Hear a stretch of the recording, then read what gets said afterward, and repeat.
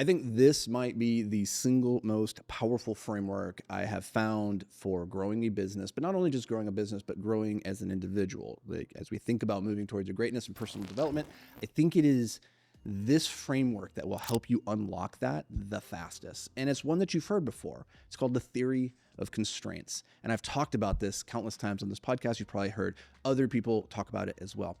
But one of the things that I've found about the theory of constraints, which is all about identifying in a system what is the constraint, what is slowing the growth, the biggest constriction, because the chain is only as strong as the weakest link.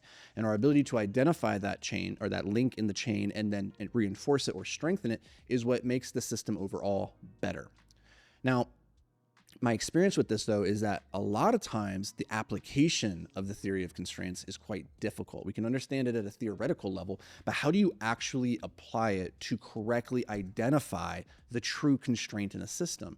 A lot of times, and this came full circle for me just yesterday. I was on a coaching call, and one of the students, we were walking through the theory of constraints and how to apply it to their business. And after about 10 minutes of talking through it, it became clear that what we had was not actually the constraint in the system.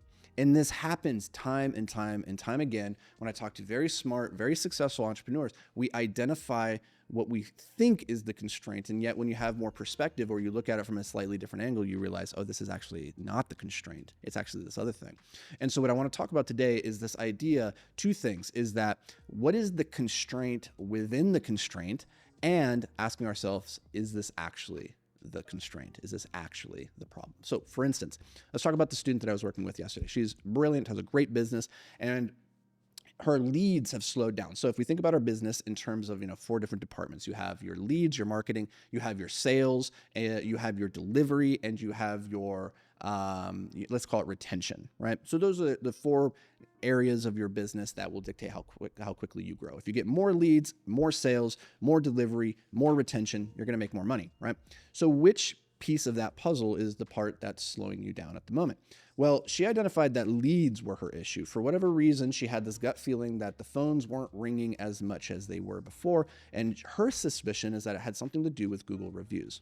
And so we sat down and we started brainstorming, okay, what can we do to get more Google reviews? And we had all these ideas, all these tactics that we could put into place. But at a certain point in the conversation, it occurred to me that we didn't actually have any data to support the supposition that this was in fact the constraint.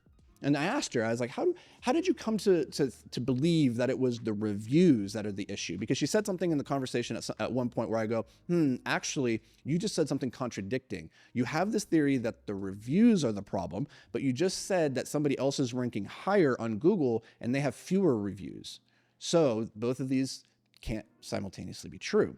And that got us to dig deeper. And the question then became, wait, how are you tracking the data? How do you actually know you're getting fewer leads right now? How do you know it's a lead problem and not a sales problem or a delivery problem or a retention problem? How do we really know that? And she goes, well, I have the data, but I don't really have it organized in a way that I'm looking at it and I'm using it. And this is the most important thing I suggest that you consider when it comes to applying this concept to your business. Do not make improvements unless you have a way of measuring whether the activity you took improved or worsened the situation. If you're not collecting data and you can't say with certainty, hey, when we started this, we were here and now we are here, then do not do the thing, because you will waste time and energy doing activities that you have no way of actually knowing, did it move the needle or not? You're moving around, but if you don't have a starting point from which to measure your motion, then you can't say for certainty that there was progress. So her constraint wasn't actually the reviews at this point. Her constraint was she didn't have the data. She didn't actually have visibility into her numbers and therefore couldn't make an informed opinion. So before we can even decide what's the activity we need to take that would lead to more leads, we need to get clear on the information, the metrics. That which gets measured gets managed. If you can't measure it, you can't manage it.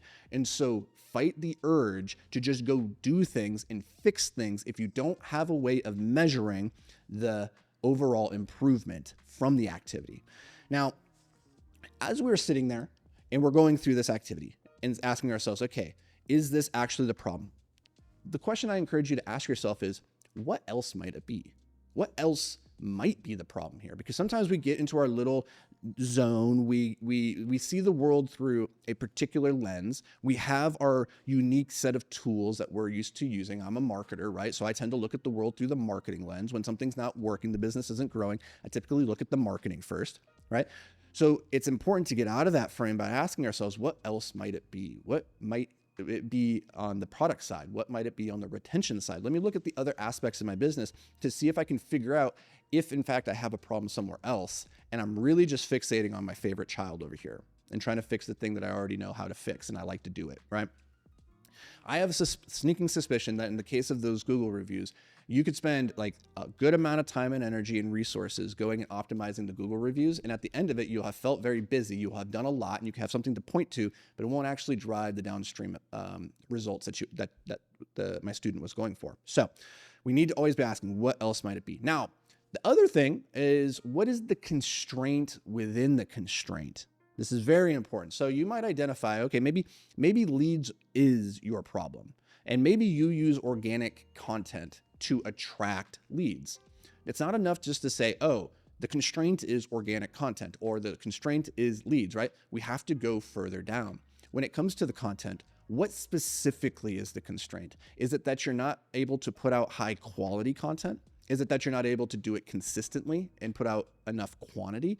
Is it that you don't have the time to sit down and do it? Do you not have the money or the resources to do it or put it out there? Like, there's all of these sub constraints that are stopping you from actually alleviating. And the more granular you can get in answering the question, what is again, the system does not grow beyond its biggest constraint. And that biggest constraint will come down to a micro level sometimes. It's not leads. It's, hey, I don't have the time in my schedule to dedicate daily to creating content, posting, and engaging. That's the constraint. I need to free up time. And how I free up time actually has nothing necessarily to do with the marketing in itself. It could be hiring somebody who takes emails off my plate or takes laundry or, shopping off of my plate. And that's what frees up my time. So the constraint actually had nothing to do with leads. It had to do with this other thing that would allow you to focus on the leads. And so we need to always be aware that it's not just a direct solving of the equation in front of you. Sometimes you have to come at it tangentially. And so these are just a few ideas that I want you to consider as you try to apply the theory of constraints in a more practical and tactical way to your life and to your business. Because I think a lot of times we go through the motions, we think we've identified it, and in fact we haven't, and so we're fixing something that in reality didn't need to be fixed. And true speed comes when you unlock the correct sequence.